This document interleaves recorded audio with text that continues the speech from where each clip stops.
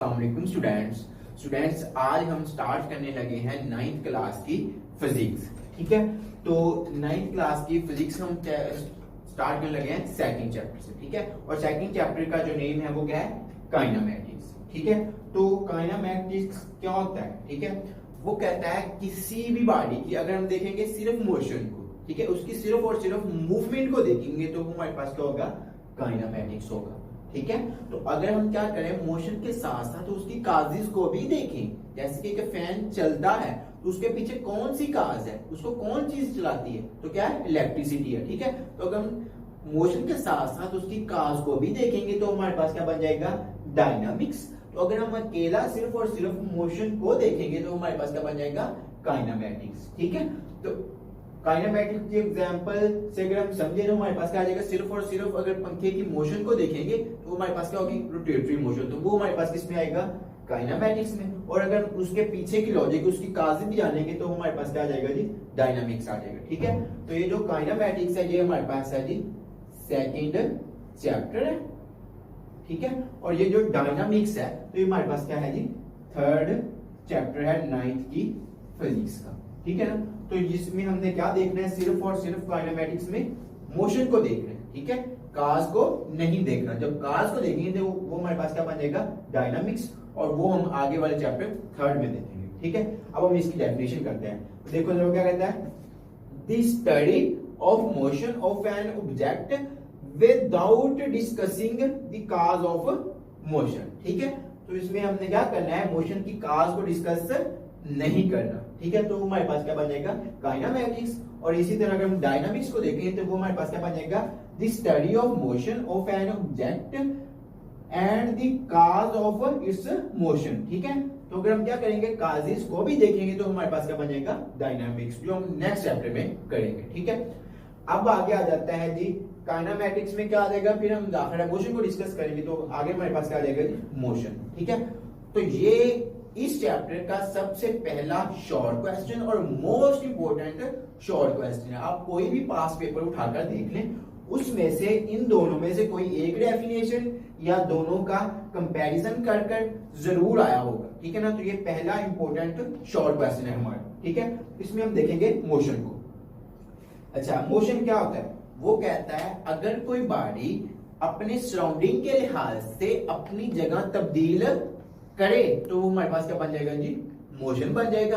और अगर कोई बॉडी अपने सराउंडिंग के लिहाज से, अपने गिरदोपेश के लिहाज से अपनी जगह तब्दील ना करे तो वो हमारे पास क्या बन जाएगा जी, रेस्ट बन जाएगा। ठीक है, यहाँ पर जो वर्ड है ना सराउंडिंग का, वो बहुत इंपॉर्टेंट है। अगर आप उसको निकाल दोगे तो आपकी डेफिनेशन रॉन्ग होगी। वो क्यों इंपॉर्टेंट है ये मैं आगे आपको जाकर बताता हूँ। ठीक है, पहले हम इसकी डेफिनेशन चेक कर लेते हैं। अच्छा, हमने तो पढ़ा है काइनेमैटिक्स सेकंड चैप्टर। ठीक है, तो सेकंड चैप्टर में तो सिर्फ हम मोशन में डिस्कस करना है, ये रेस्ट कहां से आ गया। ठीक है, तो इसकी हम अगर हम एग्जांपल लें, इसको एग्जांपल से मैं समझाने की कोशिश करता हूं आपको कि जैसे हम बाजार में जा रहे हैं, कोई हमसे रास्ता पूछता है। ठीक है, मतलब किसी के घर जाना है, उसने वो हमसे रास्ता पूछता है, तो अगर हम उस घर को अच्छी तरह जानते हैं, ठीक है, उस बंदे को, उस पर्सन को अच्छी तरह जानते हैं, उसके भाई को, उसके बाप को अच्छी तरह जानते हैं, और हम क्या करते हैं, उसको हवाला देकर समझाते हैं कि ये यहाँ पर है, फलां है, फलां है। ठीक है ना, तो इसी तरह वो क्या कर रहा है, मोशन को जब डिस्कस करता है तो इसकी वजाहत के लिए कि इस मोशन के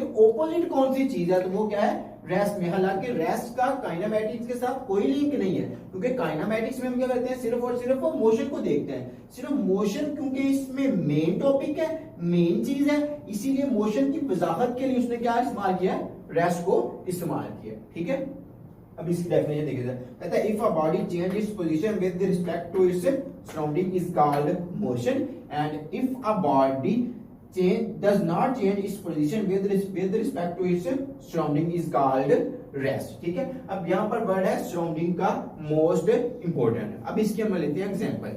अब जरा चेक करो, क्या एक पर्सन एक ही वक्त में रेस्ट में और मोशन में हो सकता है?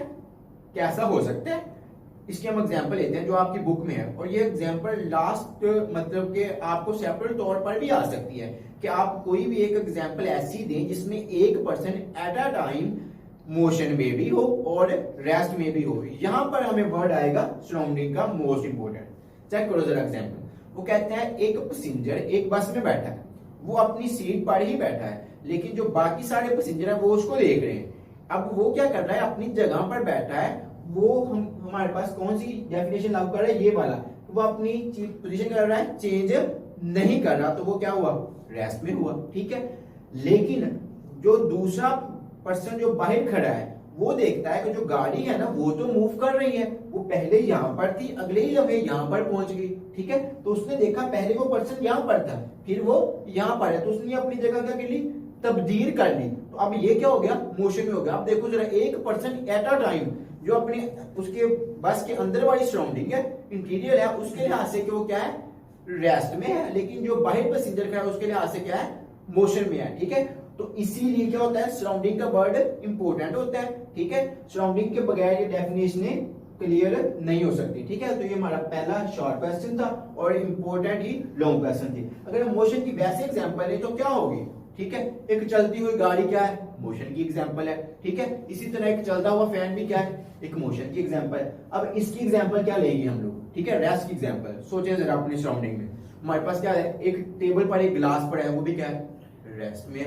एक दीवार पर एक पेंटिंग की कोई भी पिक्चर लगी है तो वो भी हमारे पास क्या है, रेस्ट में है। ठीक है, तो ये मोशन और रेस्ट में क्या आ गया, फर्क भी आ गया और इनकी एग्जांपल्स भी हो गई। ठीक है,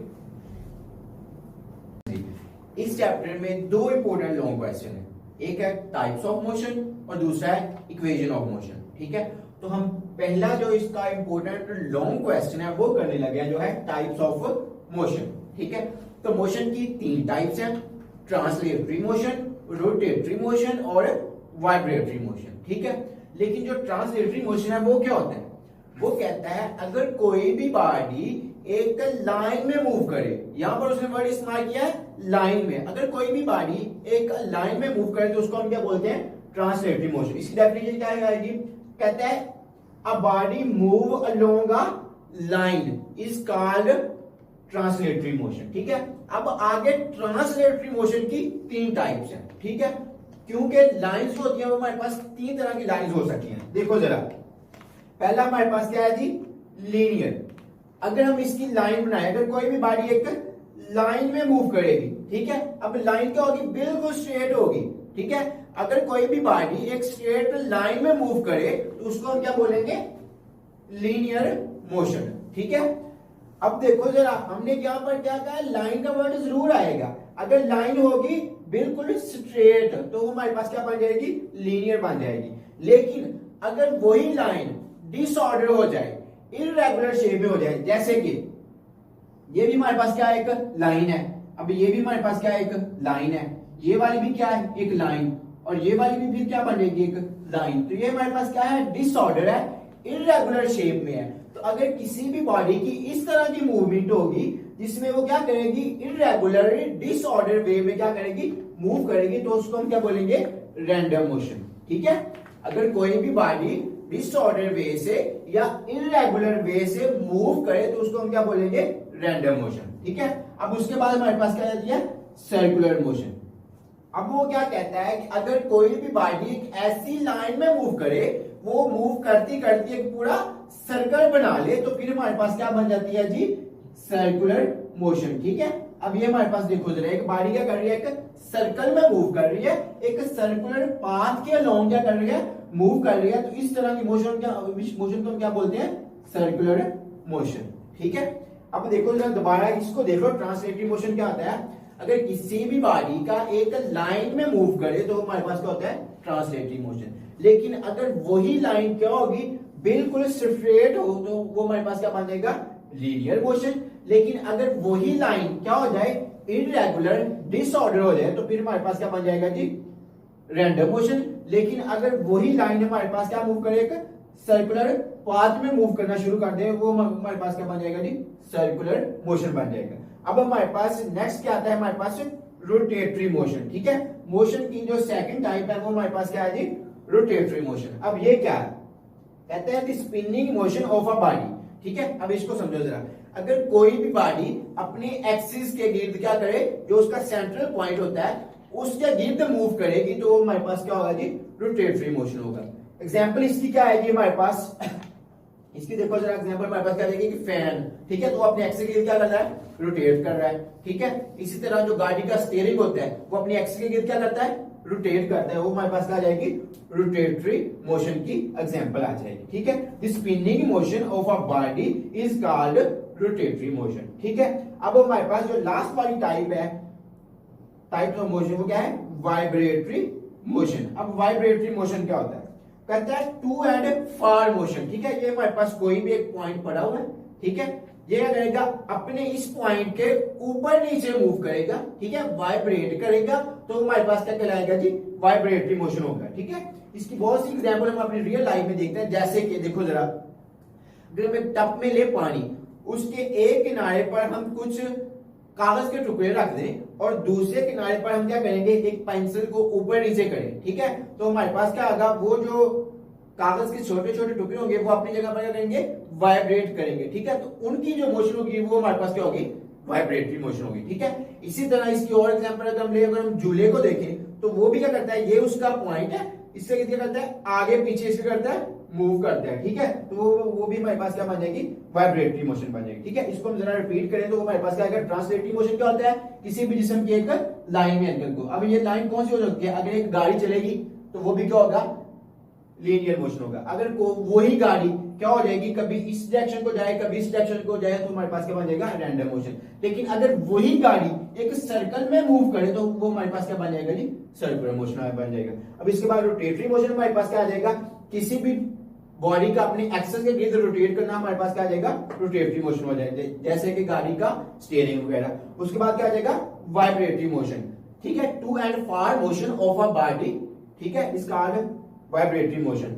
इसमें हमारे पास क्या आ जाएगा, अगर कोई भी पॉइंट अपने सेंटर के ऊपर नीचे वाइब्रेट करे तो हमारे पास क्या आ जाएगा जी, वाइब्रेटरी मोशन आ जाएगा। ये हमारे पास पहला लॉन्ग क्वेश्चन पूरा हो गया, ठीक है, जो मोस्ट इंपोर्टेंट लॉन्ग क्वेश्चन है। इन दोनों लॉन्ग क्वेश्चनों में से कोई एक लॉन्ग क्वेश्चन पेपर के पॉइंट ऑफ व्यू में से आना ही आना है, या टाइप्स ऑफ मोशन या इक्वेशन ऑफ मोशन।